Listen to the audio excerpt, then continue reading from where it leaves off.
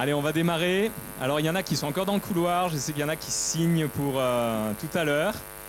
Est-ce qu'on peut se lever, s'il vous plaît? Nous voulons adorer le Seigneur. Amen. Est-ce qu'il y a des gens qui veulent adorer Jésus ce matin? Amen. Amen. Hier, on était à la marche pour Jésus dans les rues de Lille. Et c'était bon de voir tous ces enfants de Dieu louer Jésus. Amen. Alors, les gens qui se baladaient, ils se demandaient ce qui se passait. Mais ils ont entendu le beau nom de Jésus résonner. Amen. Et c'est tellement bon de proclamer Jésus-Christ. Quand Jésus est proclamé dans un lieu, eh bien les gens qui se trouvent dans ce lieu sont fortement impactés. Amen. Alors on va l'adorer tous ensemble ce matin. Je voulais vous lire un texte qu'on trouve dans le livre de l'Apocalypse, un merveilleux verset qui nous dit ceci, et c'est Jean qui a cette vision du ciel. Et il dira, « Je regardais et j'entendis la voix de beaucoup d'anges autour du trône, et des êtres vivants et des vieillards, et leur nombre était des myriades de myriades et des milliers de milliers. Ils disaient d'une voix forte, l'agneau, c'est-à-dire Jésus, l'agneau qui a été immolé, est digne de recevoir la puissance, la richesse, la sagesse, la force, l'honneur, la gloire et la louange, et toutes les créatures qui sont dans le ciel, sur la terre, sous la terre, sur la mer, et tout ce qui s'y trouve, je les entendis qui disaient « À celui qui est assis sur le trône et à l'agneau, soit la louange, l'honneur, la gloire et la force au siècle des siècles. » Et les quatre êtres vivants disaient « Amen » et les vieillards se prosternèrent et adorèrent. Waouh! Amen! Dans le ciel, sur la terre et même sous la terre. Alors est-ce qu'on va faire partie de ces créatures qui vont louer l'agneau immolé? Amen! Est-ce que ce matin, on veut laisser le Saint-Esprit nous inonder, nous rafraîchir, nous renouveler, nous relever s'il le faut, pour faire jaillir de nos cœurs une louange à notre roi, à l'agneau qui a été immolé. Amen, amen. Et que nous puissions tous se dire les uns les autres, amen à ta louange mon frère, amen à ta louange ma sœur, amen à ce chant que nous venons de chanter. Amen, oui, qu'il en soit ainsi. Je suis d'accord avec toi et je suis d'un même cœur et d'un même sentiment avec toi. On y va, Église? Amen. Est-ce qu'on peut déjà peut-être lever nos mains vers le ciel et déjà commencer à élever nos voix? Amen. On peut déjà louer Jésus. Sans musique, nos voix suffisent. Amen. Merci Jésus. Alléluia. Que nos voix s'élèvent, mes bien-aimés. Amen. Que la louange revienne à Jésus ce matin. Oh Jésus. Jean pouvait entendre les louanges. Oh, que tu puisses entendre nos louanges ce matin. Que tu entendes notre adoration. Amen. Allons-y, bien-aimés. Alléluia. Jean a pu entendre. Amen. Que les louanges s'entendent ce matin. Alléluia. Merci Jésus-Christ. Merci Jésus-Christ. De manifester ta grandeur encore. Tu es digne de louange, Jésus. Tu es digne d'adoration, Seigneur. D'adoration et de louange, Jésus-Christ. Alléluia, Seigneur. Je veux te louer d'un cœur simple, d'un cœur honnête et pur. Oh Jésus, loué soit ton nom, Jésus. Sois loué, sois élevé, Jésus. Nous voulons t'adorer en Église, Jésus.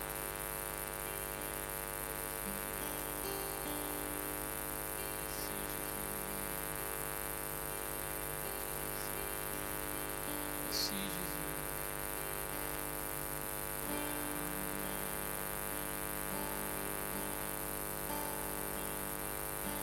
Merci Jésus.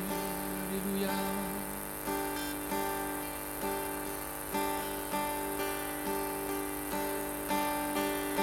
Oh Seigneur, nous voulons t'adorer ensemble d'une même voix, d'un même cœur. Alléluia. Oh, sois loué ce matin, agneau de Dieu. Tu es sur le trône. Et tu règnes. Tout en moi veut t'adorer. Tout en moi veut t'adorer avec mes frères, avec mes sœurs. Tout ce qui respire loue l'Éternel. Tout en moi veut t'adorer. On y va ensemble. Tout en moi veut t'adorer. D'une même voix et d'un même cœur. Tout en moi veut t'adorer. Oui, tout en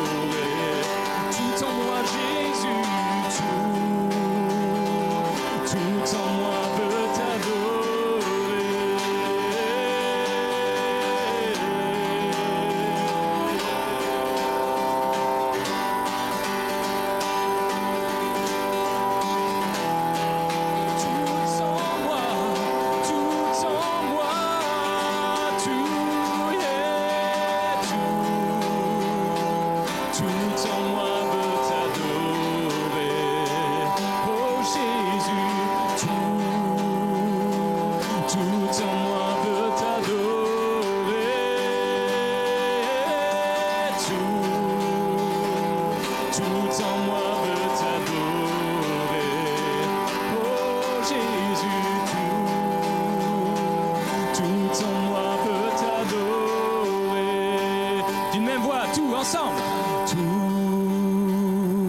Tout en moi veut t'adorer.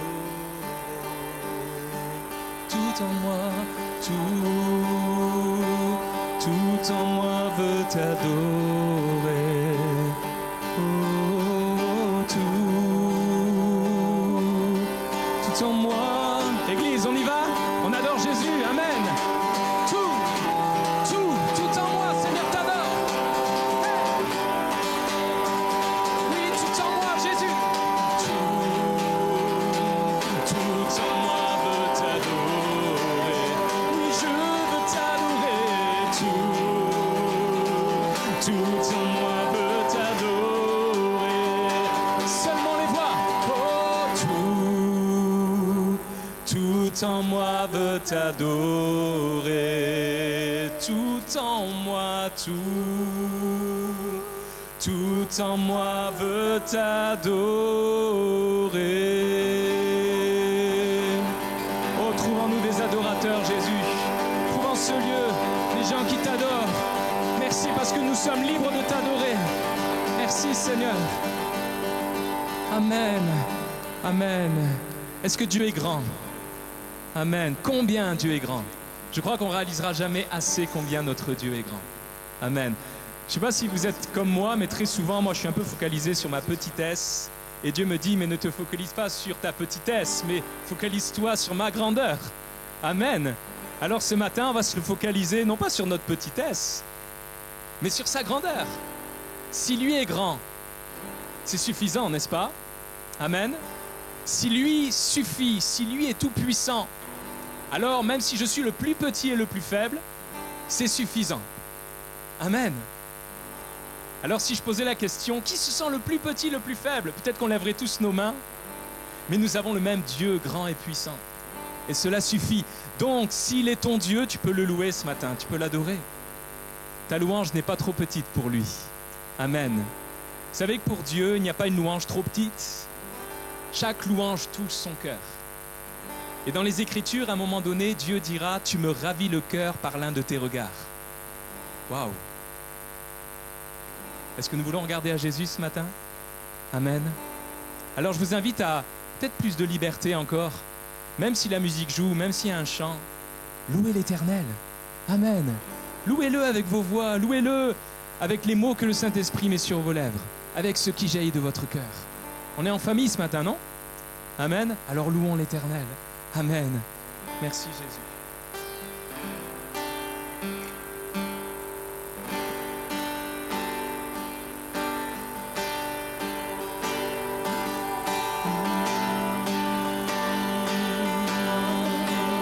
Combien Dieu, Dieu est grand, chantons-le, combien Dieu est grand, et tous verront combien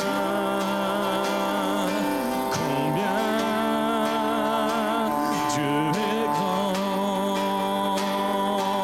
combien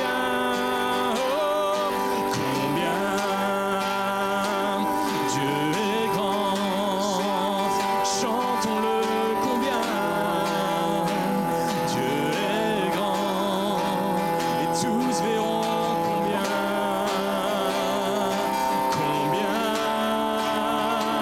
Dieu est grand,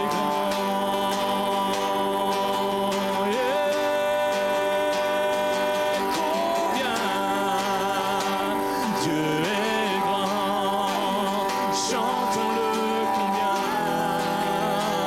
Dieu est grand, et tous verront combien Dieu est grand.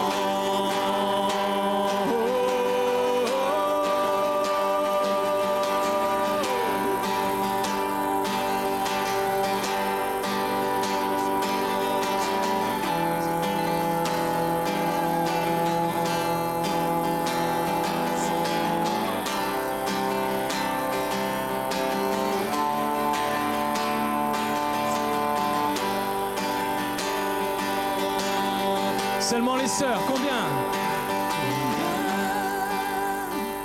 Dieu est grand, chantons-le combien tu es grand, et tous verront combien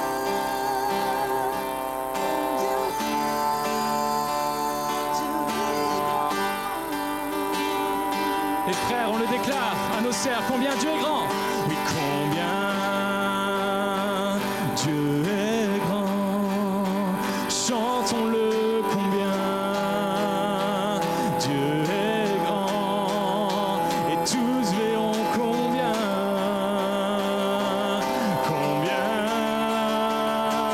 Dieu est grand. Chantons-le ensemble d'un même cœur. Combien Dieu est grand. Chantons-le combien Dieu est grand. Et tous verront combien. Oui, combien Dieu est grand.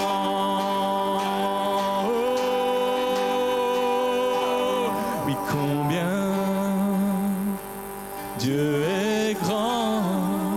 Chantons-le combien Dieu est grand. Et tous verront combien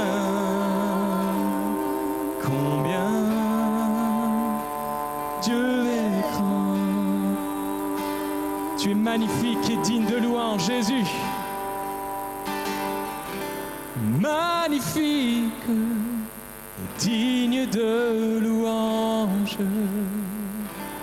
Tu es grand, Seigneur. Magnifique, magnifique et digne de louange. Tu es grand, Seigneur. Magnifique, magnifique et digne de louange. Tu es grand, Seigneur. Oui, chantons magnifique, magnifique et digne de louange. Tu es grand, Seigneur. Tu es grand, Seigneur. Tu es grand. Tu es grand, Seigneur. Nous le chantons ensemble. Tu es grand, Seigneur. Alléluia. Tu es grand, Seigneur. Chantons encore. Tu es grand, Seigneur. Amen. Tu es grand, Seigneur. Tu restes grand. Tu es grand, Seigneur. Alléluia, tu es grand. Tu es grand, Seigneur. Tu es grand, Seigneur. Magnifique, magnifique et digne de louange. Tu es grand, Seigneur. Mon âme chante magnifique, magnifique et digne de louange. Tu es grand, Seigneur.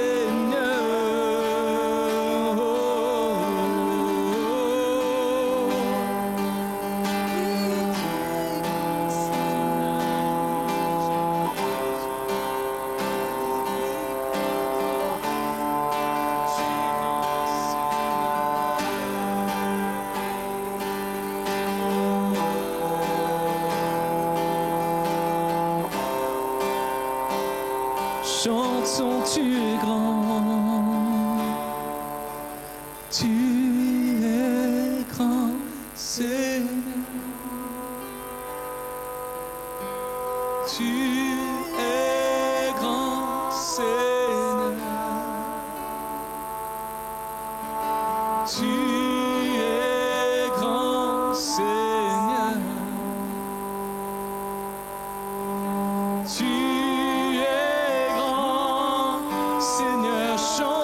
Tu es grand, tu es grand, Seigneur. Ton Église te chante. Tu es grand, Seigneur. Tu ne changes pas. Tu es grand, Seigneur. Oh, tu es grand, Seigneur.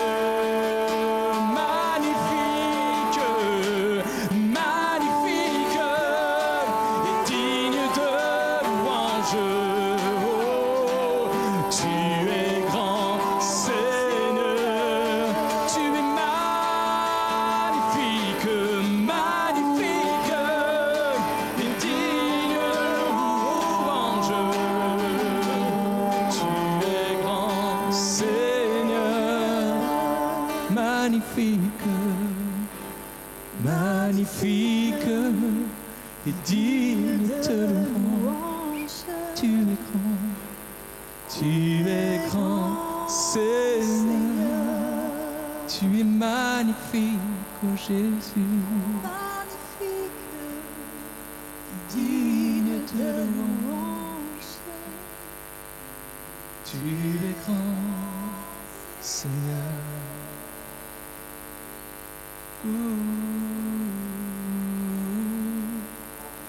Tu es digne de louange. Tu es grand, Seigneur. Jésus, tu es magnifique, digne de louange. Tu es grand, Seigneur. Tu es grand.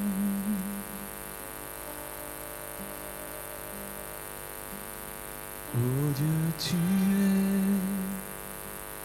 infiniment grand, éternel, puissant, roi majestueux.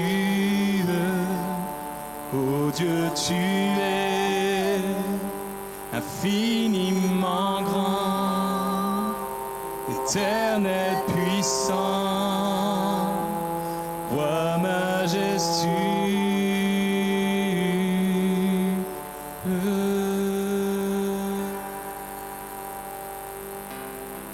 Roi majestueux.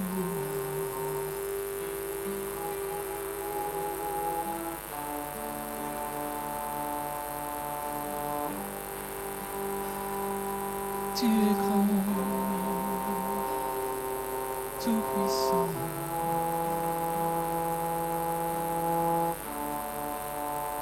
Oh Dieu, tu es infiniment grand, éternel, puissant, roi majestueux.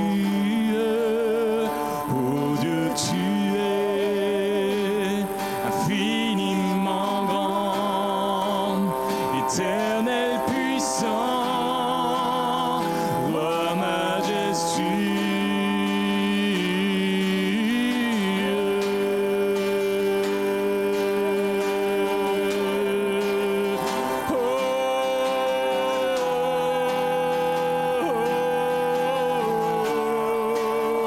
Roi majestueux.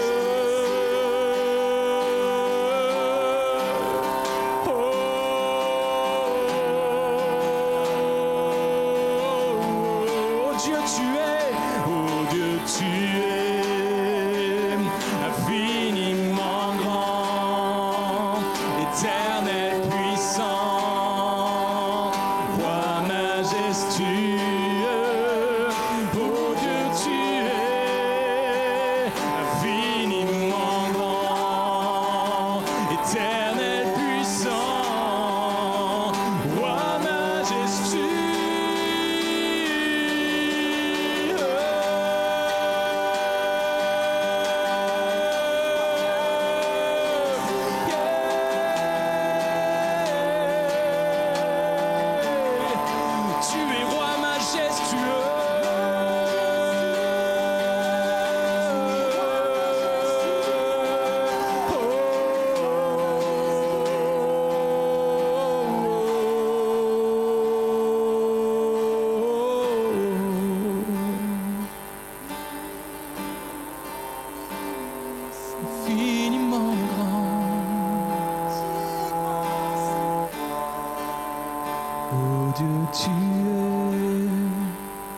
infiniment grand, éternel puissant, roi majestueux, oh Dieu tu es.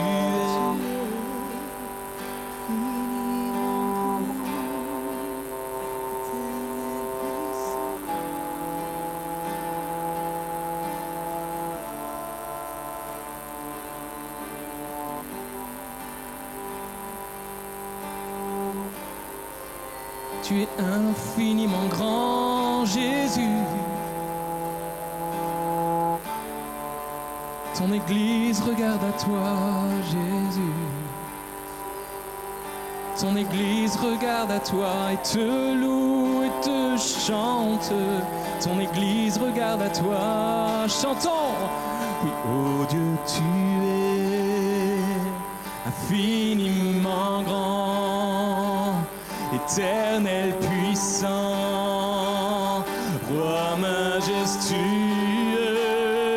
oh Dieu tu es infiniment grand, éternel puissant, roi majestueux, oh Dieu tu es infiniment grand, éternel puissant.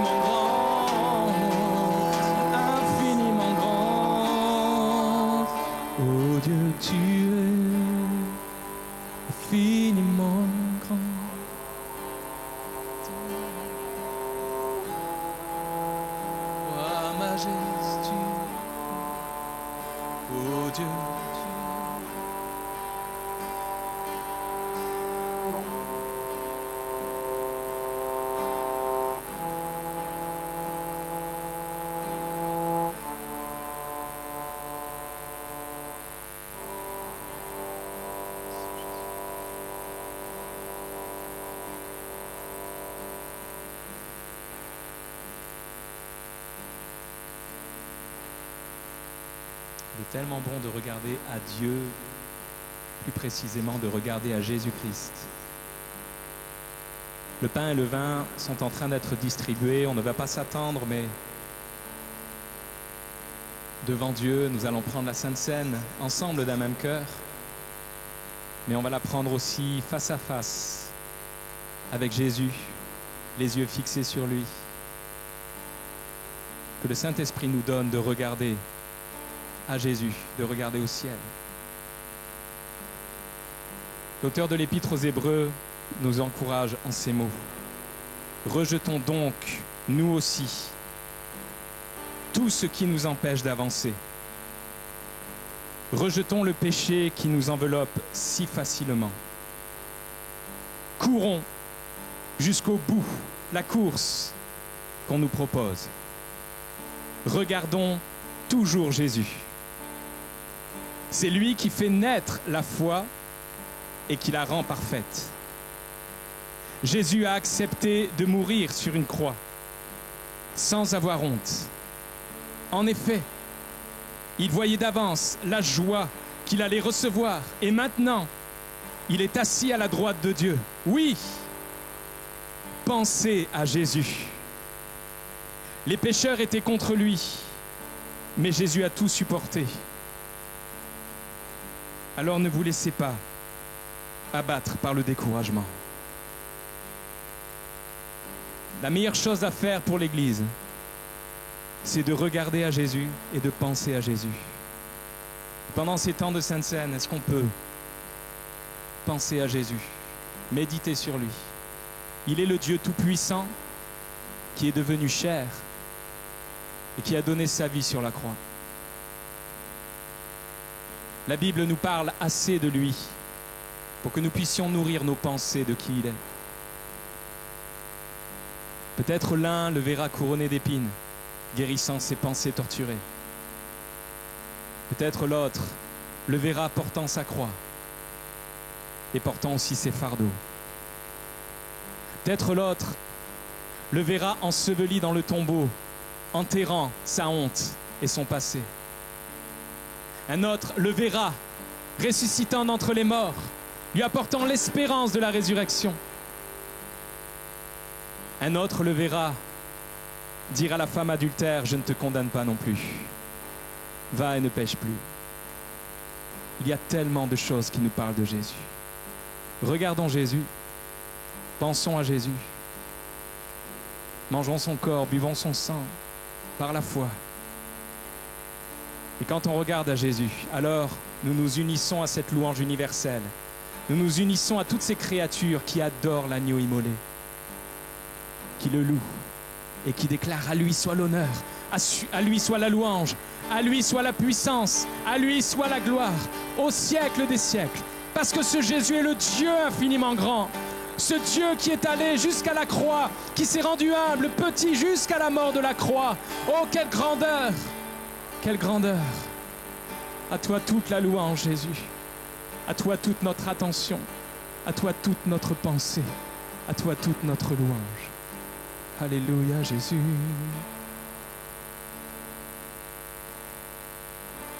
Je reviens au cœur de la louange. Tout est centré sur toi. Centré sur toi, Jésus. Oui, je renonce à tous mes faux semblants pour tout centrer sur toi. Centré sur toi, Jésus. Centré sur toi. Centré sur toi, Jésus.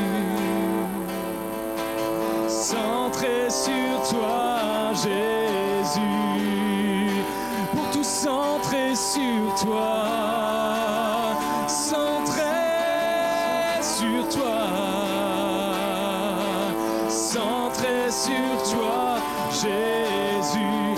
Je reviens au cœur de la louange, tout est centré sur toi. Centré sur toi, Jésus.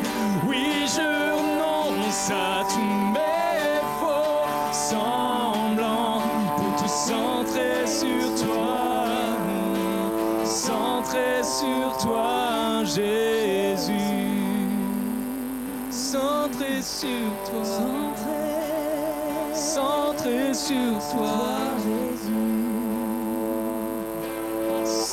Centré sur toi, Jésus. Centré sur toi. Centré sur toi. Centré sur toi, Jésus. Je reviens au cœur de la louange. Tout est centré sur toi.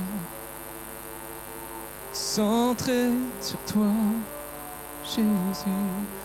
Oui, je renonce à tous mes faux semblants pour tout centrer sur toi.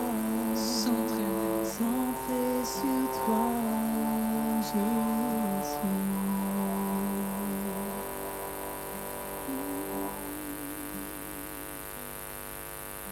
Mon cœur t'adore, mon Dieu puissant. Nul n'est comme toi. Mon cœur t'adore, Prince de C'est ce que mon cœur désire, sois glorifié,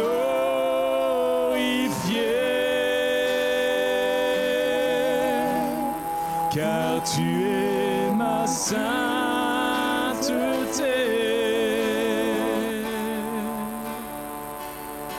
Mon cœur t'adore, ô Dieu puissant, oh, nul n'est comme toi.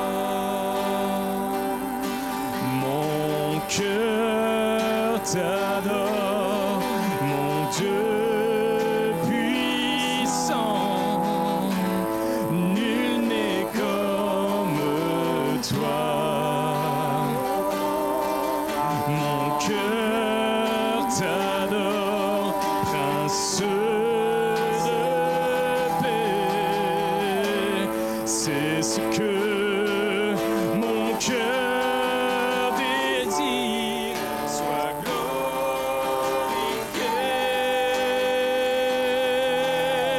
car tu es ma sainteté.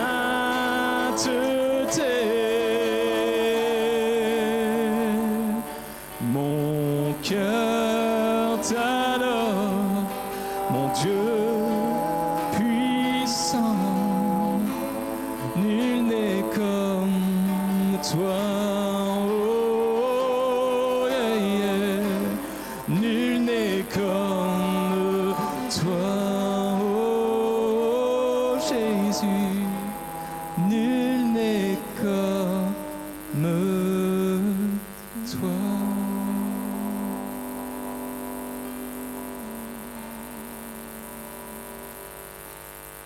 Merci Jésus.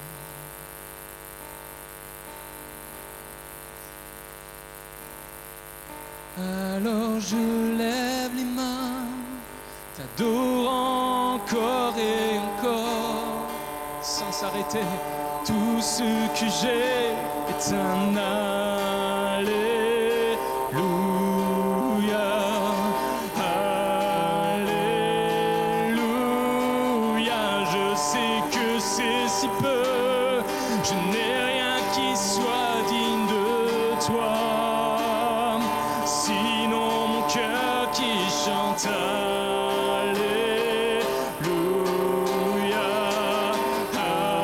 alléluia.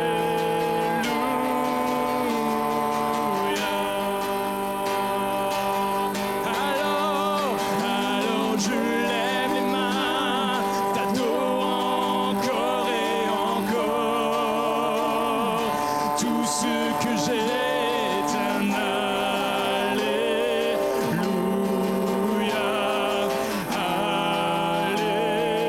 alléluia. Je sais que c'est si peu, je n'ai rien qui soit digne de toi. Sinon mon cœur qui chante alléluia, alléluia.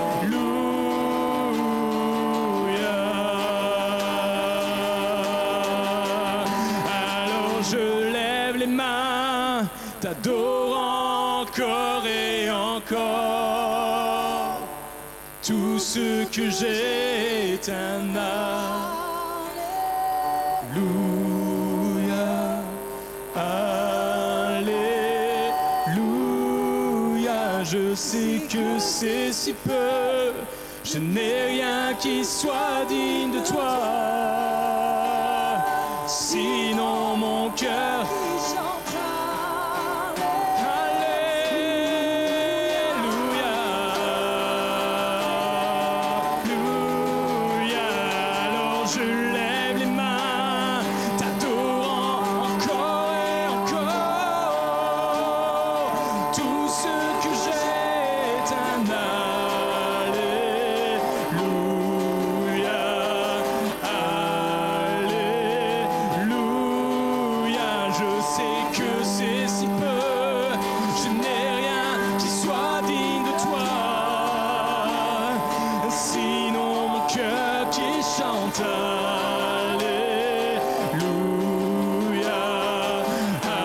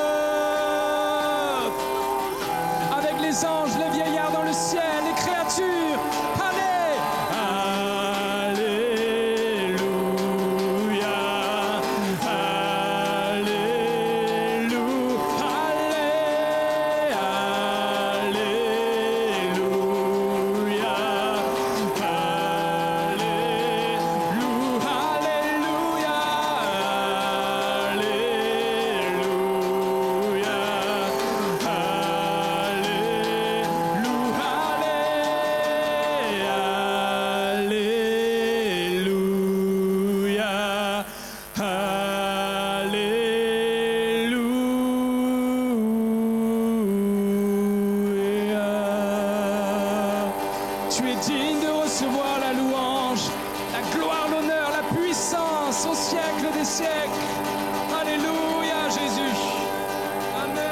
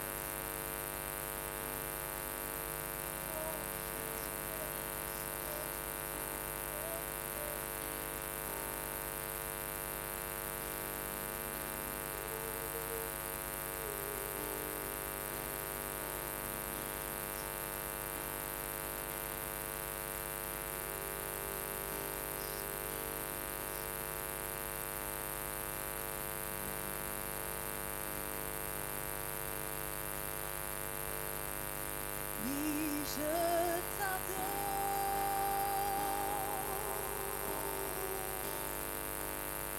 Oui, je t'adore.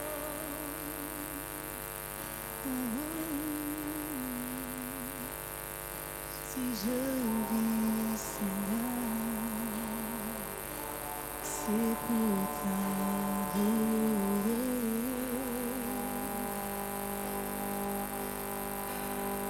Oh, je t'adore.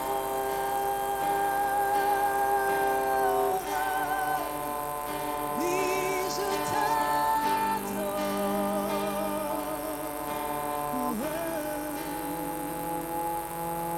Si je vis, Seigneur, c'est pour t'adorer. Oui, je t'adore. Oui, je t'adore.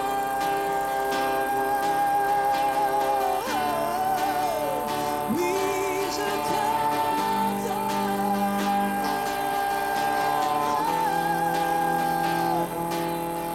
Si je vis, Seigneur, c'est pour t'adorer, t'adorer, t'adorer. Oui, je t'adore.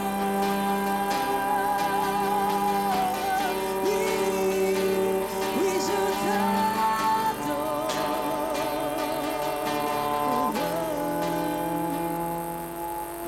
Si je vis, Seigneur,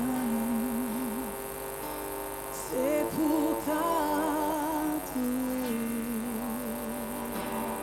pour t'adorer. Si je vis, Seigneur, c'est pour t'adorer. Oh, pour t'adorer.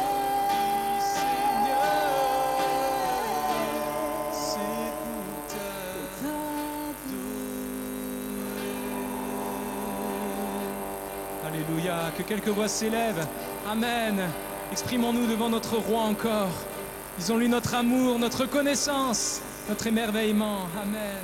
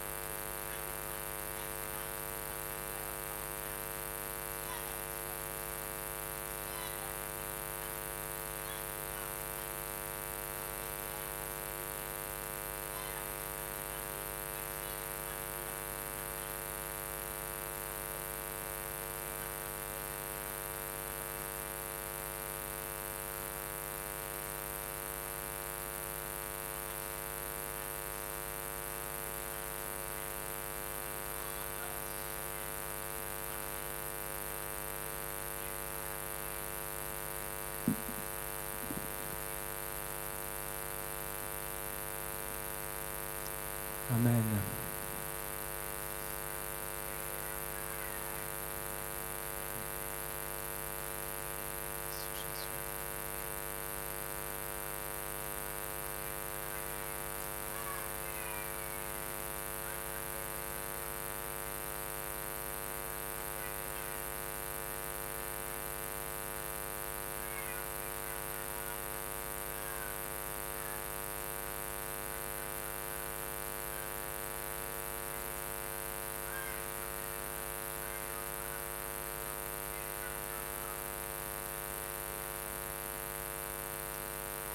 Gloire à Jésus.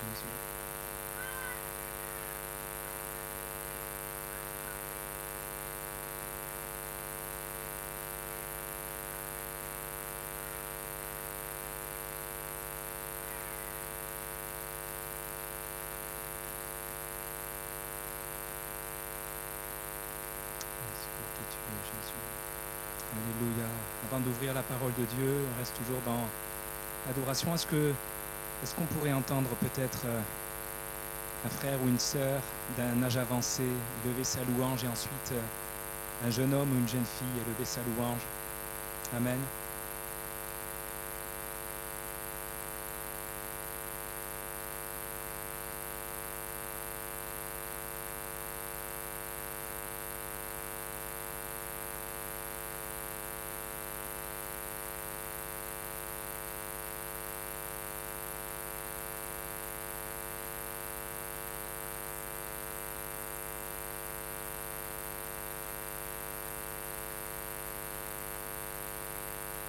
Un frère ou une sœur d'un âge avancé, la Bible dit les vieillards louent l'Éternel, et puis ensuite un jeune. Amen.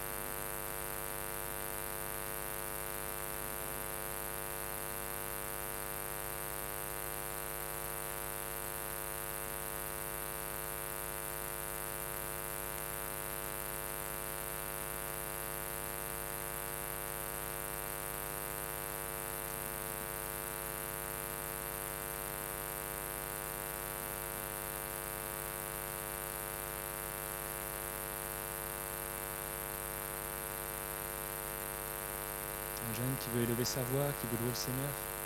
Amen, parce qu'il a fait pour toi.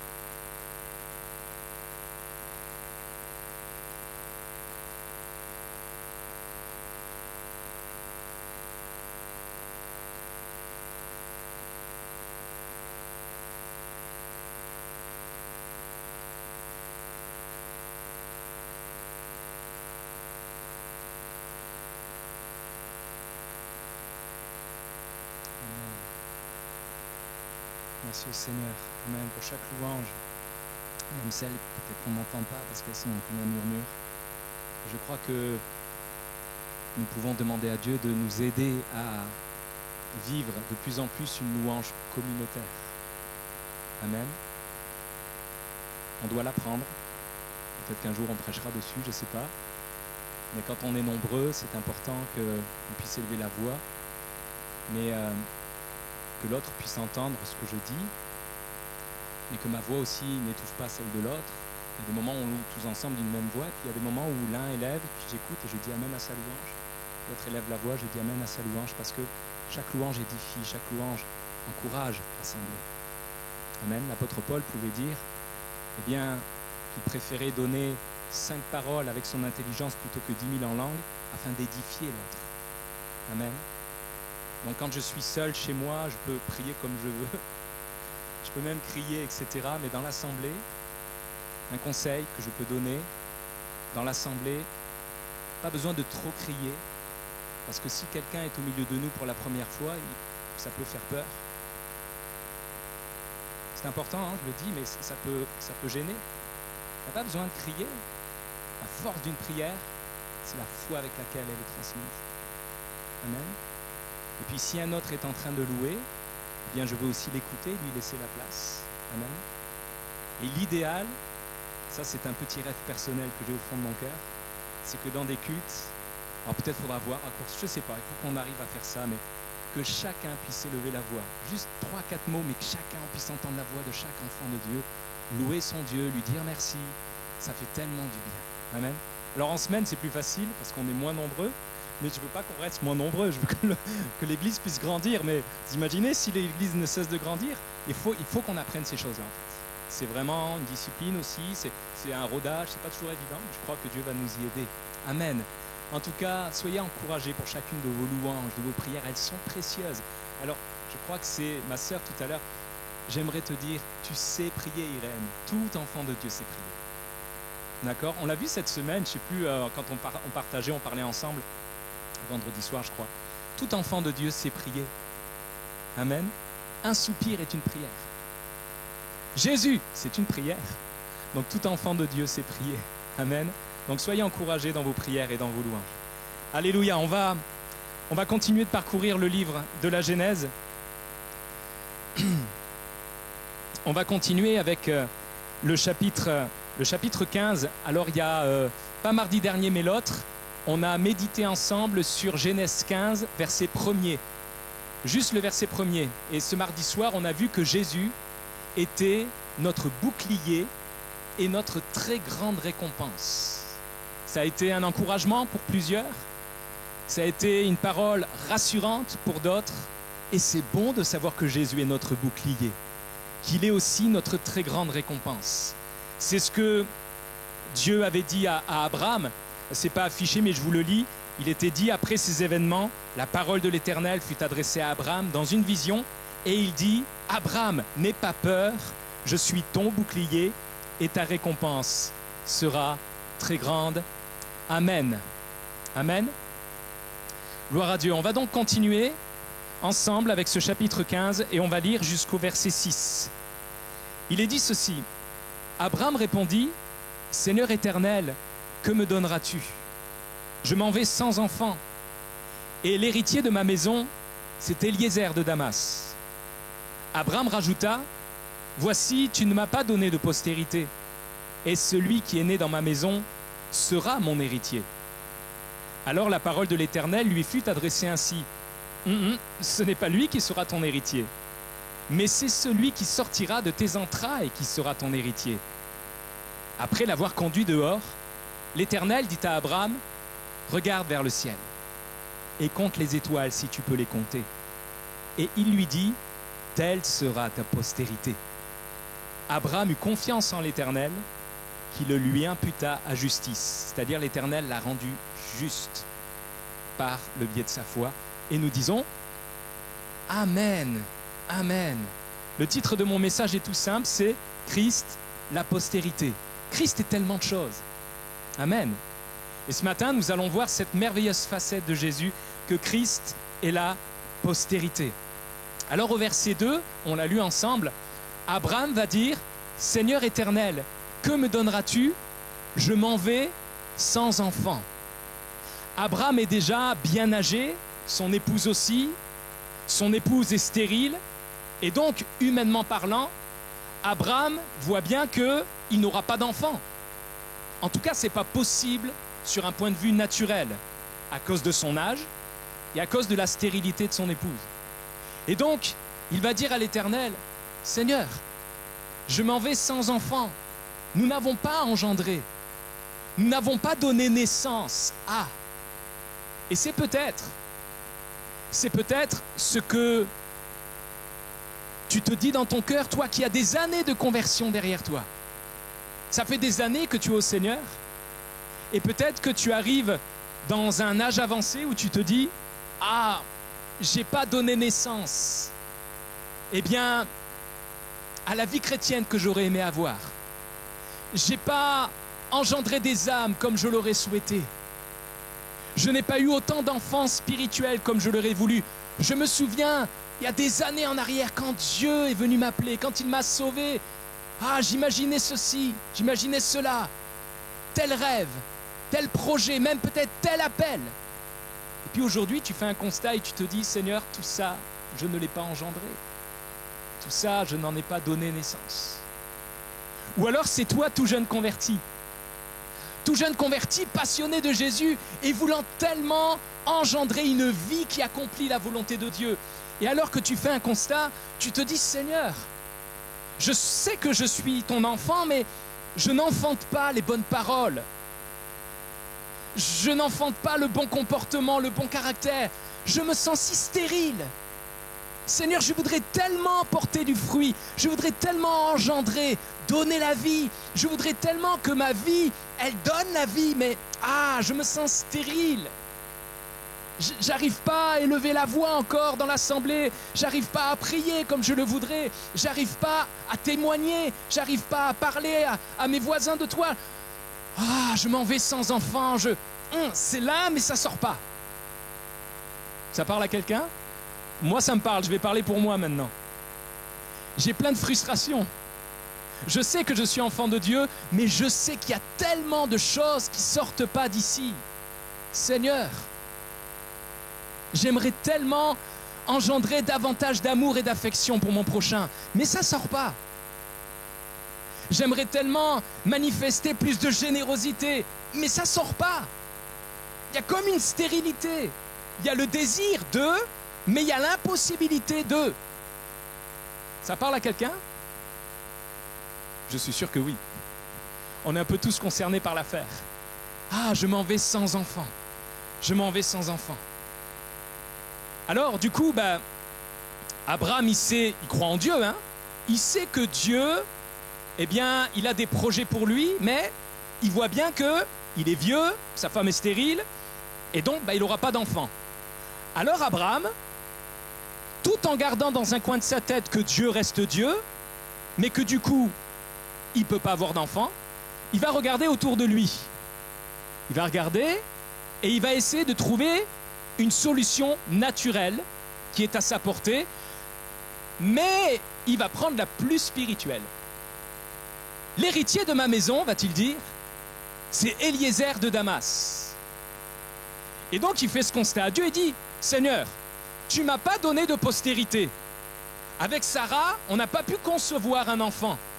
Donc, celui qui est né dans ma maison, c'est-à-dire Eliezer, sera mon héritier. Et Seigneur, c'est par Eliezer que tu vas accomplir ta promesse. Donc, Abraham voit bien que surnaturellement rien n'a été engendré, donc il se dit, ok, du coup, on va trouver une solution naturelle, mais on va prendre la plus spirituelle. Parce qu'Eliezer signifie en hébreu, Dieu est un secours. Donc, il va prendre cet Eliezer et il va dire, voilà le secours de Dieu, c'est lui. C'est au travers de lui que je vais avoir une postérité. C'est tellement logique. Oh Seigneur, je mets toute la foi possible dans ce projet-là. Et là aussi, ça nous parle. Parce que quand on voit qu'on n'engendre pas la vie qu'on voudrait engendrer, c'est-à-dire cette vie qui accomplit la volonté de Dieu, qui accomplit le dessein de Dieu, qui réjouit le cœur de Dieu, qui bénit mon frère, qui bénit ma sœur, qui donne la vie aux non-croyants, qui est loin et perdu, loin de Jésus, cette vie qu'on voudrait voir mais qui ne vient pas, alors on cherche des solutions naturelles. Et ça pour plein de domaines. On cherche des solutions naturelles. Et on va prendre la plus spirituelle. On va prendre notre Eliezer. Dieu est un secours. Donc forcément, puisque cette solution est un secours, ou peut-être un bon secours, eh bien je crois que Dieu va passer par cet Eliezer pour accomplir sa promesse. Non? Alors oui, il arrive, ça il faut bien le noter quand même, il arrive que Dieu utilise des moyens naturels. Ça il le fait.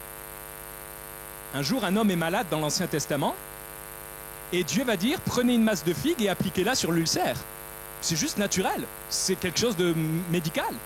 Et par ce moyen naturel, Dieu va opérer un miracle, Dieu va faire quelque chose. Mais là, non. Et qu'est-ce que répond Dieu à Abraham? Parce qu'Abraham, il est sûr de son coup, lui.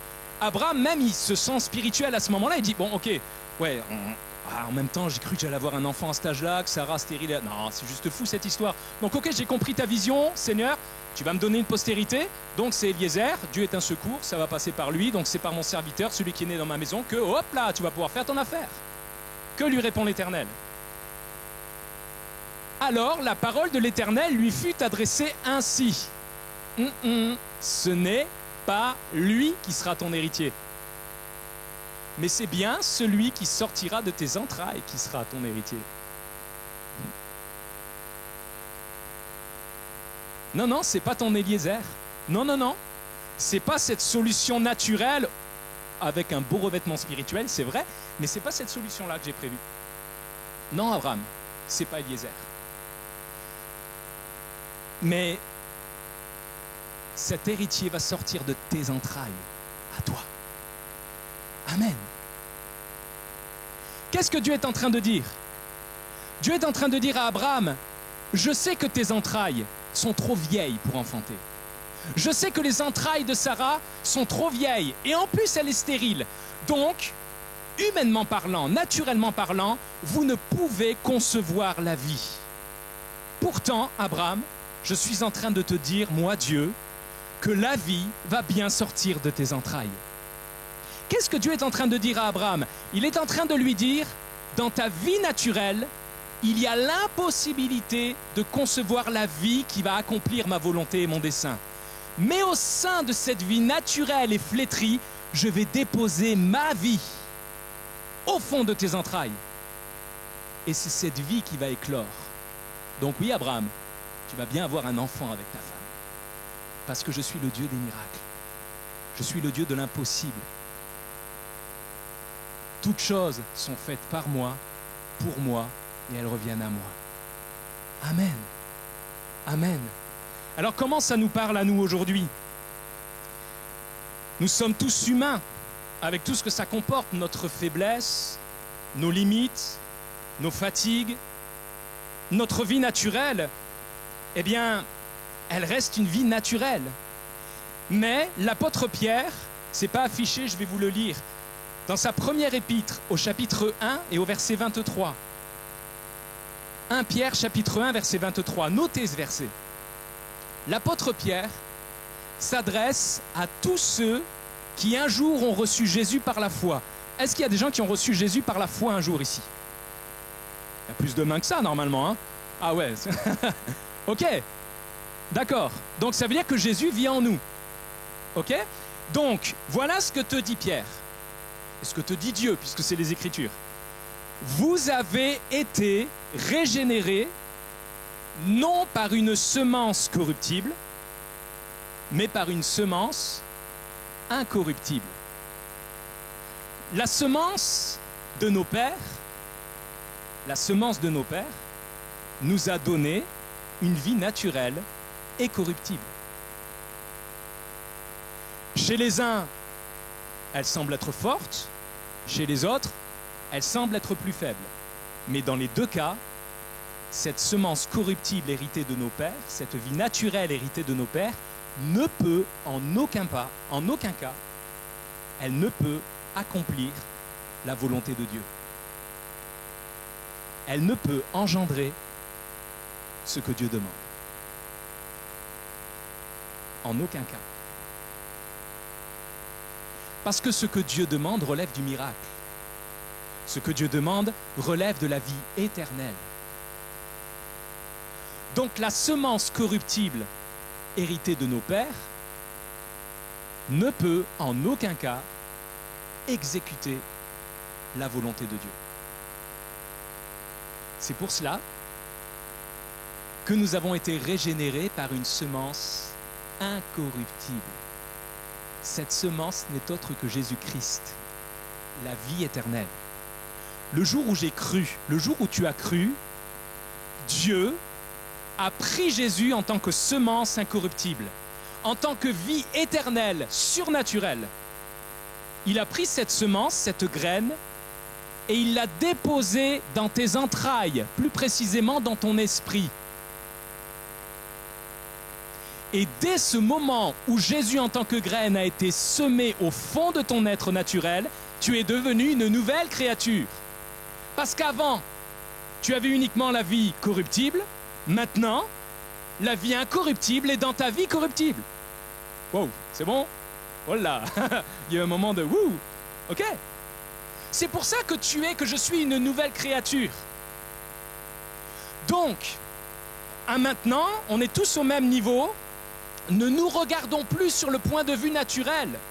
Il y a des intellectuels, il y a des manuels, il y a toutes sortes de différences. Et c'est nos différences qui nous divisent et nous créent des galères dans nos relations. Mais l'apôtre Paul nous dit, ne vous regardez pas selon la chair, mais regardez-vous selon l'esprit. Parce qu'en esprit, on a toutes et tous la même semence. Et c'est cette semence qui nous unit, c'est Christ. La vie éternelle, la vie incorruptible, la vie surnaturelle. Et cette graine, elle est au fond de nos entrailles. Donc nous, on est là et on connaît à peu près ce que Dieu veut. Dieu donne des paroles à l'un, des paroles à l'autre. Dieu nous fait des promesses. Dieu nous montre que nous sommes appelés à une vie de sainteté, de victoire, une vie de puissance, une vie humble, une vie qui est celle de Jésus-Christ. Alors du coup, on voit à peu près, on fait le topo. On dit, ok, je lis les évangiles. Jésus, il est doux, il est humble, il est tac, tac, tac, tac, tac, tac, tac. Je vais essayer de faire comme lui. Et donc, on utilise toutes les forces possibles. On prend tous nos Eliezer possibles. On dit, ça, c'est le secours de Dieu, tac, tac. Mais ça reste naturel. Et on essaye, mais il n'y a rien. C'est stérile. Alors on dit au Seigneur, c'est quoi cette affaire? Ça ne marche pas. Dieu dit, si, je t'ai sauvé pour que tu engendres Christ. Je t'ai sauvé pour que Jésus-Christ soit exprimé au travers de toi. Et ce n'est pas par ta vie naturelle que ça va se faire, mais c'est bien par Christ lui-même que j'ai semé en toi. Cette semence, elle va commencer à éclore, elle va commencer à germer, et elle va commencer à se répandre. Et Dieu te fait la promesse et nous fait la promesse personnellement et en tant qu'Église. Dieu nous dit, oui, Christ est bien l'héritier, Christ est bien ta postérité, Église. Tu vas engendrer Jésus-Christ. Tu vas engendrer la vie éternelle. Tu vas engendrer ma volonté. Tu vas engendrer une vie qui me plaît et qui est selon mon cœur. Vous y croyez ou pas? Abraham, il était plus âgé que nous tous. Donc si lui, il a cru, on peut croire, on a plus de marge. Amen. Amen.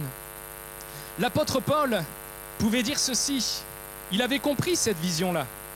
Et il va dire aux chrétiens de Galates cette parole magnifique. C'est dans l'Épître aux Galates, chapitre 4 et verset 19. Écoutez bien. Paul dit, mes enfants, c'est-à-dire il parle à ceux à qui il a transmis l'évangile. Un jour, il a prêché l'évangile, ils ont cru, ils ont donc reçu Jésus. L'apôtre Paul a engendré quelque part. Il a engendré Christ, il a donné Jésus à ces personnes. Ils sont devenus des chrétiens. Et donc, il va s'adresser à eux en ces termes affectueux. Mes enfants, pour qui j'éprouve de nouveau les douleurs de l'enfantement, jusqu'à ce que Christ soit formé en vous. La semence de nos pères, ressemblait à une toute petite graine. Mais vous voici aujourd'hui. Si ça, c'est pas un miracle déjà, rien que déjà dans la vie naturelle, on voit quand même du miraculeux dans l'affaire.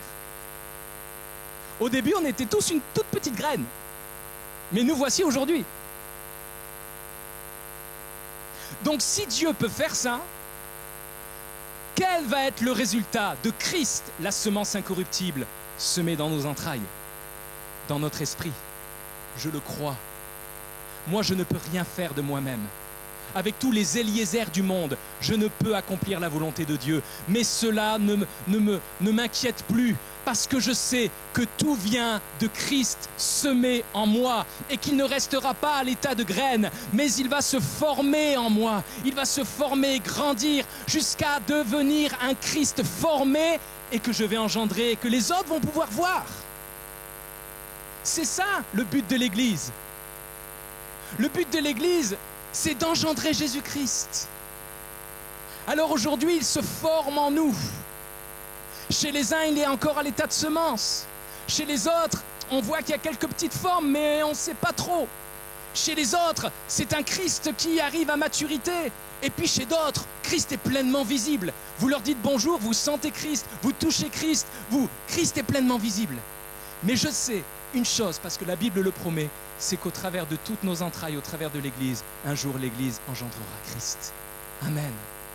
Amen. Celui qui a été semé en nous sera pleinement engendré. Alléluia. Alors, pour Abraham, ça a dû être un peu compliqué. Alors Dieu va l'aider. Parce que Dieu voit bien qu'Abraham, il tique un peu quand même. Donc, après l'avoir conduit dehors, l'Éternel dit à Abraham, regarde vers le ciel et compte les étoiles si tu peux les compter. Et l'Éternel lui dit, telle sera ta postérité. Amen. Alors peut-être qu'il y en a qui doutent et qui disent, tu tords un peu le sens des Écritures, Arnaud, qu'est-ce qui te dit que cette postérité et l'héritier c'est Jésus-Christ? Eh bien on va le lire ensemble du coup. On va aller toujours dans Galates, juste avant au chapitre 3, verset 16. Si vous avez vos Bibles, je vous conseille même de lire avec moi. Galates 3, verset 16. Regardez ce que dit Paul. Cet homme avait vraiment reçu la révélation de l'Ancien Testament, puisque Paul n'avait pas le Nouveau. Regardez ce que dit Paul. Donc Paul parle de Genèse 15, du texte qu'on est en train de méditer. Et Paul dit, or, les promesses ont été faites à Abraham et à sa postérité. Il n'est pas dit et aux postérités, comme s'il s'agissait de plusieurs, mais en tant qu'il s'agit d'une seule, et à ta postérité, c'est-à-dire à Christ. Je vous le relis. Or, les promesses ont été faites à Abraham et à sa postérité. Il n'est pas dit et aux postérités comme s'il y en avait plusieurs, mais il s'agit bien d'une seule postérité, c'est-à-dire Christ. Amen. Amen. Ah. Christ est vraiment la postérité. Il est la semence, mais cette semence se développe parce qu'il est la vie éternelle. Jésus n'est pas une statuette, Jésus n'est pas un objet, Jésus n'est pas quelque chose de liturgique, Jésus est la vie même. Et c'est cette vie que le Père a semée en nous, dans nos entrailles. Et je le crois, cette graine, elle ne va pas rester graine, parce que Jésus est loin d'être stérile. Lui-même dira, si le grain de blé ne meurt, il ne peut porter du fruit. Christ est mort, bien plus, il est ressuscité. Et maintenant, il a été semé en nous, et il ne va pas rester enfermé dans le tombeau de nos entrailles. Il va se former, il va grandir, et il va porter de nombreux fruits. Amen. Amen. C'est là la promesse de Dieu. Non, je ne veux pas d'un Eliezer. Je veux Jésus. Ne m'encouragez jamais à prêcher Eliezer. Encouragez-moi à prêcher Christ. Parce que c'est de lui dont il s'agit. Et lui seul. Nous ne sommes pas là pour parler de toutes sortes de secours que Dieu pourrait utiliser. Nous sommes là pour parler de Jésus. Parce que Dieu nous parle bien de lui. Et Dieu parlait bien de Jésus à Abraham. C'est pour ça que quand Abraham s'est orienté vers Eliezer, Dieu a dit, hop, hop, hop, mauvais chemin, plaque. Regarde vers le ciel. Tout d'abord, Dieu a conduit Abraham dehors. Amen. Ça veut dire plusieurs choses pour nous. On peut en tout cas l'interpréter de cette manière. C'est ce que je me permets de faire avec vous. Parfois, quand Dieu nous dit ce genre de choses, nous on est là et on regarde quand même autour de nous. Et on dit, ouais, ça fait des années que j'entends ça. Mon caractère n'a pas changé, ma famille c'est encore pire qu'avant, l'église, il y a plein de problèmes. Je vois pas où ça marche cette affaire. Non, non, alors Dieu te dit, ok, sors de tout ce qui est visible. Sors de tout ce qui est naturel. Sors de tout ce qui est terrestre. Laisse-moi te conduire dehors. Il faut, mes amis, pour que nous puissions voir le Christ dont Dieu nous parle, il faut que Dieu nous sorte de nos raisonnements, de nos façons de penser, de nos schémas. Nous, on a des schémas. C'est Eliezer de Damas, clac, clac, clac, tout ce qui est logique en fait. Ça, appuie là, comme c'est comme ça va forcément donner ça, et après ça va donner ça, et puis Dieu va faire son truc. Non, en fait, Dieu, il est hors cadre, hors de nos cadres, parce qu'il est Dieu. L'univers ne peut le contenir. Donc, nos schémas de pensée, nos conceptions, nos « je pense que » ne sont rien pour lui. Donc Dieu doit nous mener dehors. Il doit te mener en dehors de ton épreuve. Il doit te mener en dehors de ta maladie. Il doit te mener en dehors de ton deuil. Il doit te mener en dehors de tes convictions parfois. Parce que certaines ne doivent pas bouger. Concernant Christ, ça ne doit pas bouger. Mais il y a d'autres convictions qui ne sont pas très bonnes. Et Dieu veut te sortir de cela. Il veut me sortir de cela. Et dire, ok, il faut que tu ailles dans une autre dimension là. Tu es trop enfermé dans ce que tu vois et ressens.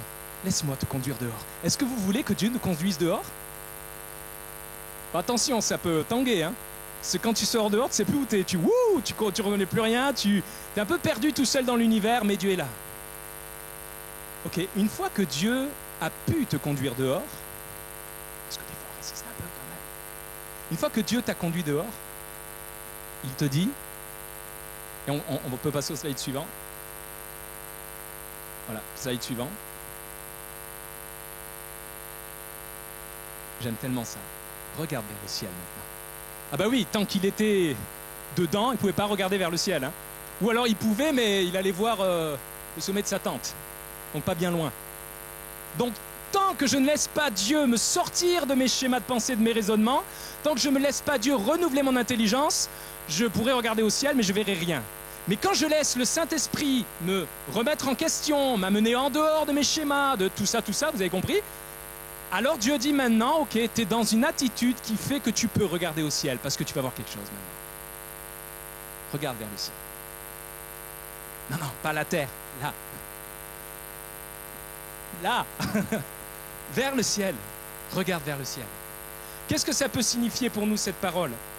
Moi, je fais le lien avec ce que Paul dit aux Colossiens. Regardez ce que dit Paul aux Colossiens chapitre 3. Écoutez bien ce passage, versets 1 à 4. Paul dira, « Si donc vous êtes ressuscité avec Christ. » Quelqu'un est ressuscité avec Christ ici? Tous ceux qui ont dit oui tout à l'heure pour la semence, hein, vous êtes ressuscités, c'est déjà fait. Hein. Donc, si donc vous êtes ressuscité avec Christ, cherchez les choses, amen, les choses d'en haut. Où, parce que ce n'est pas juste les choses d'en haut, mais Paul y précise, où Christ est assis à la droite de Dieu. Affectionnez-vous aux choses d'en haut et non à celles qui sont sur la terre, car vous êtes morts et votre vie est cachée avec Christ en Dieu. Quand Christ, votre vie, paraîtra, alors vous paraîtrez aussi avec lui dans la gloire. Oh, Paul nous dit qu'un jour Jésus va paraître du haut des cieux, mais je crois aussi qu'il devait parler de ce Christ qui allait paraître au travers de l'Église. Car la créature elle-même soupire après la révélation des fils de Dieu. C'est quoi la révélation des fils de Dieu? C'est que la vie qui a été semée en eux va être pleinement révélée. Donc oui, Christ paraîtra du haut des cieux sur les nuées pour revenir, mais je crois aussi que Christ va paraître au travers de toi, de moi et de nous, et que quand il paraîtra ainsi dans la gloire, nous paraîtrons avec lui, parce que c'est lui notre gloire. Que dira Paul? Christ en vous, dans les entrailles, c'est l'espérance de la gloire. Amen. Amen. C'est ça, regarder vers le ciel. Regarder les choses de la terre, c'est écouter tous les bruits. Alors les bruits, ils te mènent... C'est regarder tout ce qui... Bon, enfin, je ne veux pas vous faire un schéma, mais regarder les choses de la terre, ça va nous perdre. Non, regarde vers le ciel. Regarde vers le ciel. Regarde vers les choses invisibles. Fixe ton attention sur Jésus-Christ, avec qui tu es mort à la croix, avec qui tu es ressuscité, avec qui tu es assis à ma droite dans les lieux très hauts. C'est à cela qu'il faut que l'Église s'affectionne.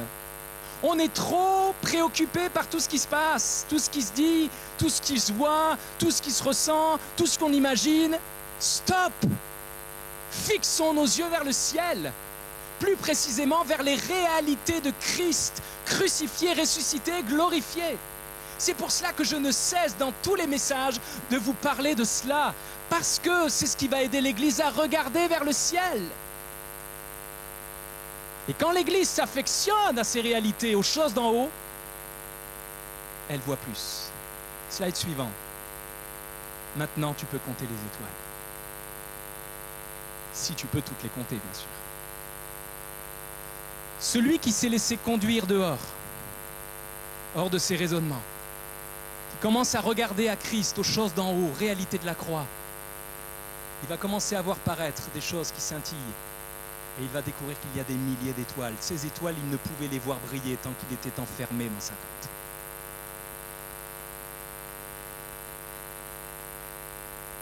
Ce n'est pas que Dieu ne parle pas, ce n'est pas que Jésus ne brille pas, c'est que parfois nous sommes enfermés dans nos raisonnements. Mais si nous laissions Dieu nous conduire dehors, nous verrions que le ciel est bien étoilé.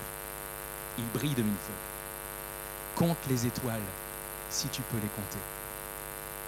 J'ai été émerveillé de découvrir que étoile en français, c'est la traduction du mot hébreu koukab. Et koukab signifie en hébreu le Messie. Waouh! Qu'est-ce que Dieu est en train de dire à Abraham? Abraham dit, je ne peux pas enfanter, je suis vieux, ma femme est stérile, donc on va prendre Eliezer, c'est le secours de Dieu. Dieu dit non, non, non. La postérité, c'est Christ. Tu comprends pas, Abraham? Ok, viens avec moi dehors. Regarde vers le ciel. Qu'est-ce qu'il y a? Je vois rien. Si, regarde bien. Ah oui, il y a des étoiles. Maintenant, compte-les. C'est quoi ces étoiles? C'est qui?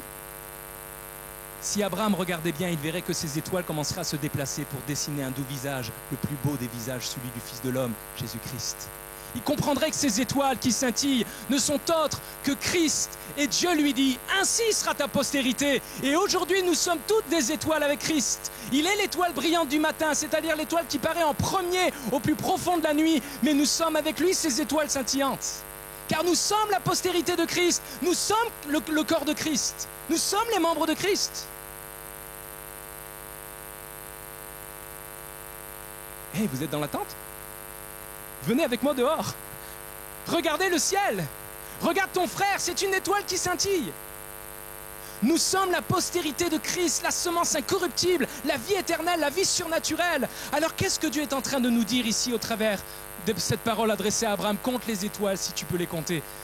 Dieu est en train de te dire, contemple Jésus.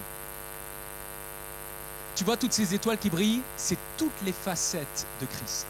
Tiens, regarde, là c'est l'étoile qui te dit qu'il est le lion de Juda. Tiens, là c'est l'étoile qui te dit que c'est l'agneau. Ça c'est l'étoile qui te dit qu'il est la porte. Ça c'est l'étoile qui te dit qu'il est le bon berger. Là-bas, c'est l'étoile qui te dit qu'il a été cette brebis muette devant ceux qui l'attendent. Cette étoile là-bas te dit qu'il est l'agneau immolé qui ôte le péché du monde. Cette étoile là-bas te dit qu'il est le véritable Joseph. Cette étoile te dit qu'il est le véritable David. Cette étoile te dit qu'il est le véritable Salomon. Cette étoile te dit, et c'est infini, c'est pour ça que Dieu te dit, compte les étoiles si tu peux les compter. Notre vie entière ne suffira pas pour découvrir qui est Christ. Alors commençons à le contempler. Amen. Commençons dès maintenant. C'est pour ça que dans chacun de mes messages, je m'implique de tout mon être à vous faire découvrir une étoile. Et un autre message, encore une autre étoile. Les prédicateurs de la Nouvelle Alliance ne sont pas là pour dire à l'Église ce qu'elle doit faire et ne pas faire. Ça, c'est la loi.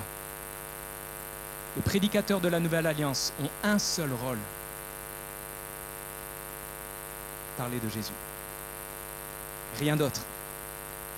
Je ne suis pas là pour vous dire ce qu'il faut faire, pas faire. Je ne suis pas là pour vous dire il faut aller à l'église, il faut arrêter de mentir, il faut aimer ceux. Alors oui, Paul a donné ces conseils-là, mais à chaque fois qu'il a donné ces conseils, c'est parce que bien avant, il a bien parlé de Jésus, il a bien montré Jésus. Et donc quelque part, il dit tout cela comme pour dire ok, si maintenant vous contemplez Jésus, vous allez être comme Jésus, donc vous allez agir de cette manière. Notre rôle à nous prédicateurs, déjà nous, c'est de mieux compter les étoiles.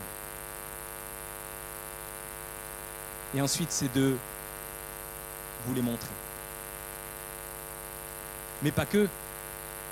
Parce que des fois, quand je te montre une étoile, toi tu me dis « Eh Arnaud, t'as pas vu celle de droite, elle brille encore plus. » Ah ouais, en effet. Parce qu'il n'y a pas que les prédicateurs qui sont là pour vous montrer les étoiles.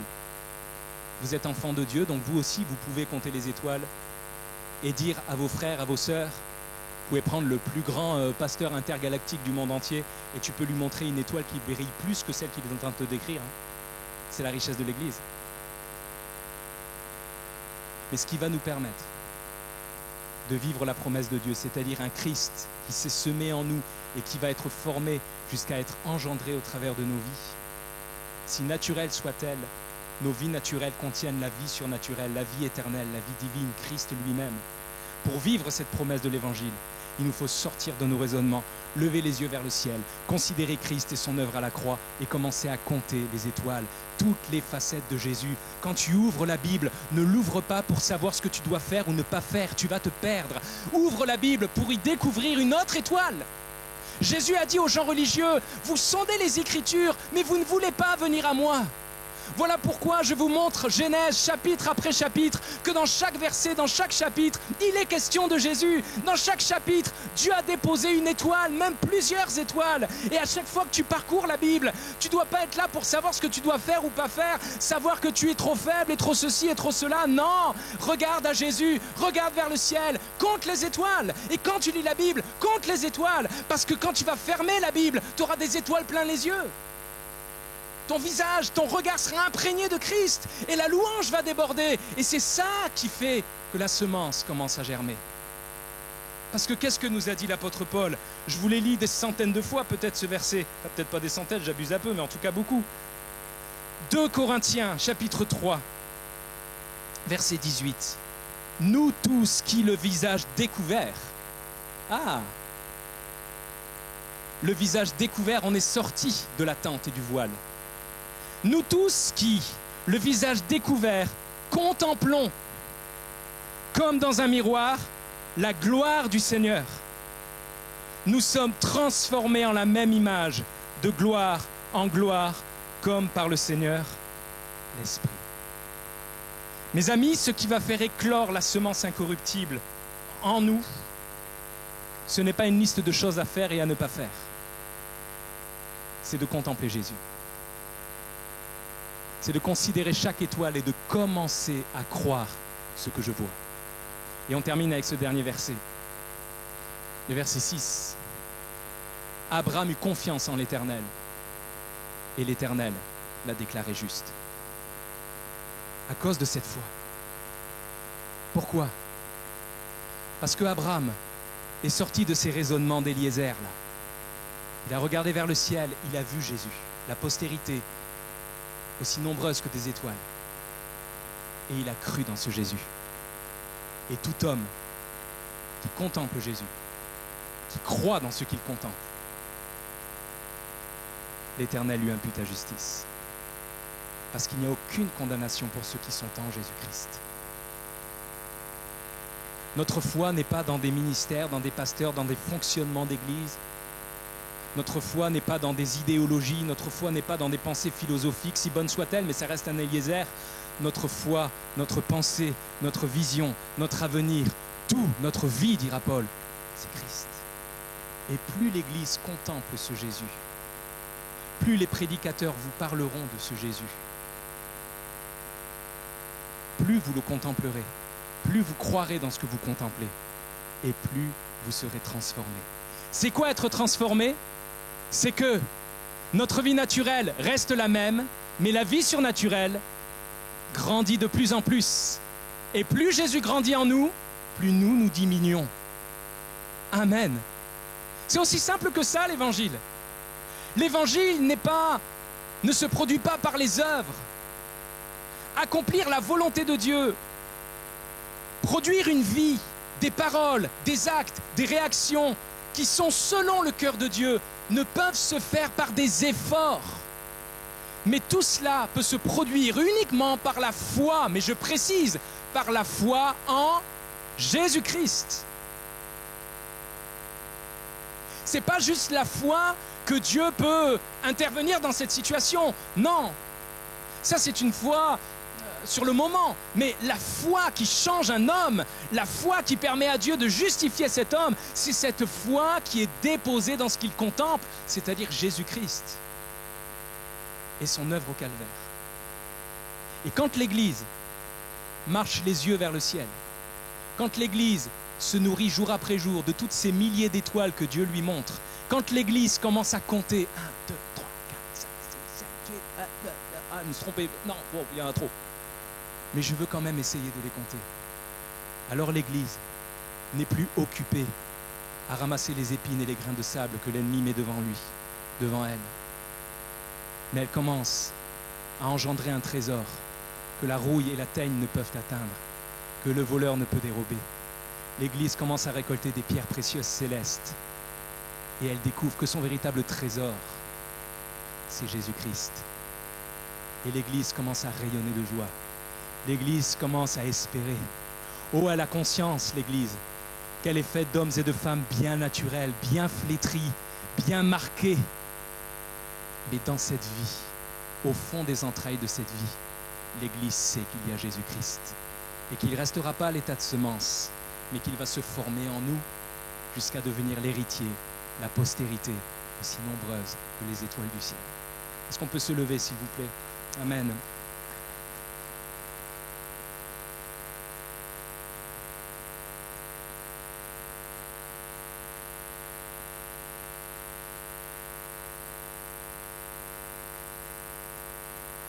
Peut-être prendre juste 2-3 minutes, tous ensemble.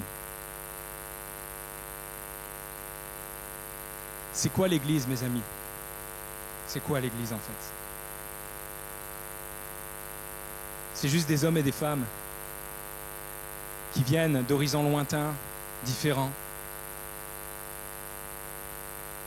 qui ont hérité d'une vie bien différente les uns des autres, une vie corruptible, mais qui un jour ont reçu la semence incorruptible. Et puis ces hommes et ces femmes se rejoignent. Et ils s'encouragent à une seule chose, à sortir, à regarder vers le ciel et à compter les étoiles. Nous nous rassemblons en Église, non pour mériter le ciel. Nous nous rassemblons en Église parce que nous aimons compter les étoiles ensemble. Nous nous rassemblons en Église, non point pour faire l'inventaire de tout ce qui me gêne dans la vie naturelle de mon frère ou de ma sœur, mais pour considérer que derrière cela, au fond de ses entrailles, repose le même Christ qui vit en moi. C'est pourquoi, comme dit Paul, nous ne nous considérons plus selon la chair, mais selon l'esprit. Car celui qui est en Christ est une nouvelle créature. Et je veux prendre la main de mon frère et de ma sœur et dire, aide-moi à contempler les étoiles. Aide-moi à sortir de mes raisonnements. Peut-être il y a des bien-aimés qui sont enfermés dans des raisonnements. Tu n'arrives pas à en sortir. L'Église est là pour t'aider à en sortir. Dieu est là pour t'aider à en sortir. Mais je crois que quand on ne fait qu'un, quand on sait se prendre par la main pour dire, voilà, notre seul objectif, c'est qu'on va lever les yeux au ciel, on va chanter des chants qui nous parlent de Jésus, on va prêcher des messages qui nous parlent de Jésus, on va faire monter des prières et des louanges qui nous parlent de Jésus. Et je veux ensemble, avec mes frères et sœurs, contempler les étoiles. Et quand je parle, quand je loue, quand je chante, je veux que de ma bouche jaillissent des jets d'étoiles. Je veux que ce lieu devienne un ciel étoilé. Pour que celui qui est dans les ténèbres du dehors, quand il rentre, puisse dire, mais quels sont ces milliers d'étoiles qui brillent? Notre seule réponse commune sera, ces étoiles que tu vois ne sont autres que Jésus-Christ qui brille de 1000 facettes. Viens avec nous le découvrir encore et encore, jusqu'à ce que nos yeux le voient face à face. Mais en attendant de le voir face à face, en attendant d'être semblable à lui, corps, âme et esprit, nous le regardons comme au travers d'un voile encore, nous le regardons comme au travers d'un miroir, mais alors que nous le regardons, nous sommes transformés de gloire en gloire par le Seigneur l'Esprit. Voilà où nous allons, car Christ en nous, c'est l'espérance de la gloire. Amen. Est-ce qu'on peut élever nos voix ensemble? Amen. Commence à compter les étoiles, Église. Commence à compter les étoiles. Dieu est avec toi pour cela. Oh, alléluia. Sois encouragé ce matin. Sois encouragé. Compte les étoiles, te dit ton Père. Compte les étoiles. C'est ce qui va te changer. C'est ce qui va te transformer. Ne compte plus tes défauts. ne compte plus tes problèmes, ne compte plus tes maladies. Ça, c'est la vie naturelle. Et l'homme extérieur se dégrade de plus en plus, mais l'homme intérieur se renouvelle par la connaissance de celui qui est, qui était, qui sera. Alors ne compte plus ce qui ne va pas, mais commence à compter les étoiles. Commence à compter toutes les révélations de Christ que le Saint-Esprit va te montrer. Compte les étoiles, il est ta postérité ce matin, Église. Alléluia. Élevons nos voix, bien-aimés, louons le Seigneur. Louons le Seigneur Jésus. Déclare qui il est pour toi. Déclare qu'il est ton sauveur. C'est une belle étoile, cette déclaration. Il est ton Seigneur, quelle belle étoile. Alléluia. Oh, que nos louanges dressent un ciel étoilé dans ce lieu. Que nos louanges dressent un ciel étoilé dans nos maisons. Pardon, Seigneur, pour toutes les fois où on s'est enfermé dans nos tentes. Pardon pour toutes les fois où je me suis replié dans ma tente et dans mes raisonnements. Je veux sortir de ça. Lever les yeux vers le ciel et compter les étoiles. Parce que ta promesse, elle est oui et amen en Jésus-Christ. Alléluia. Oh, merci Jésus d'être la postérité. Oh, tu es bon Jésus, tu es le rejeton de David. Merci Seigneur, tu es la semence incorruptible. Et tu t'es semé en nous. À toi la gloire Seigneur. À toi la gloire Jésus. Qu'il est bon de regarder au ciel. Qu'il est bon de regarder à toi. Oh, loué soit ton nom Jésus. Plus nous te contemplons, plus nos prières et nos louanges sont nourries. Plus nous te contemplons, plus nos pensées sont nourries de toi. Plus nous te contemplons, plus notre regard est imprégné de toi. Et notre être est imprégné de toi. Oh Jésus. Nous ne voulons pas d'une vie d'église enfermée dans une tente obscure. Nous voulons une vie d'église sous un ciel étoilé. Alléluia. Mais bien aimé, est-ce que l'on veut cette vie d'église? Amen. Amen. On ne veut pas d'une tente obscure où il n'y a que silence et mort. Nous voulons être sous un ciel étoilé. Alléluia, nous voulons chanter avec les étoiles. Oh, c'est Job qui pouvait dire que quand la pierre de fondement a été posée, eh bien les étoiles ont chanté, ont célébré. Oh, que nous puissions être ces étoiles qui chantent avec Christ. Nous sommes le corps de Christ. Amen, merci Jésus. Nous sommes cette postérité avec lui. Alléluia. Est-ce qu'on peut acclamer une dernière fois Jésus? Amen. Il est digne. Il est digne et il est glorieux. Amen. Amen. Amen.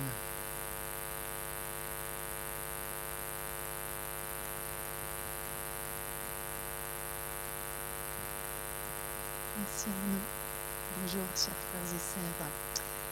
Pendant que je vais prendre le temps des annonces, si les frères préposés, j'y arriverai un jour à lire en entier, pour les offrandes veulent bien passer, sentez-vous libre de donner selon votre cœur. Nous voulons accueillir les personnes nouvelles en visite chez nous. Vous dire que nous sommes bien heureux de vous recevoir ce jour et que nous sommes heureux d'avoir pu partager ce temps avec vous. À l'issue du culte, il y aura l'équipe de prière qui se tiendra sur ce côté afin de prendre du temps dans la prière pour ceux qui sont malades ou ont des besoins particuliers. N'hésitez pas à vous approcher. Vous savez qu'aujourd'hui, à l'issue du culte, ce sera le CA de l'association culturelle du phare. L'AG. J'ai dit quoi? Excusez-moi, beaucoup de fatigue. Donc là, j'ai l'association culturelle. Merci mes frères et sœurs de me reprendre. Et donc vous comprendrez qu'il n'y aura pas de coffee bar aujourd'hui parce qu'on peut pas faire deux choses en même temps. On arrive au mois de juin, on arrive aussi aux clôtures de différents services. Donc ce mardi, ce sera la clôture du service. Je suis désolée. Des mardis solidaires. Donc avis aux pâtissiers et pâtissières. Vous pouvez déposer vos gâteaux.